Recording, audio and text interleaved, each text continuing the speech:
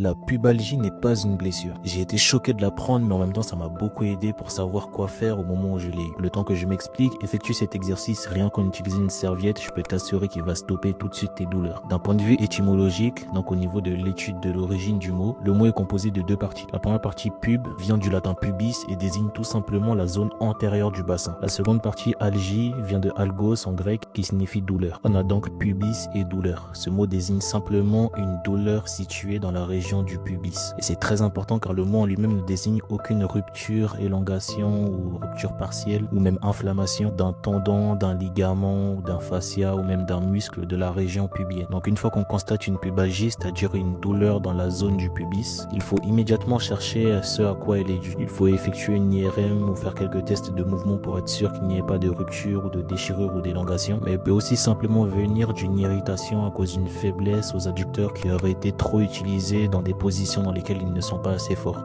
ou d'autres muscles dans la même situation.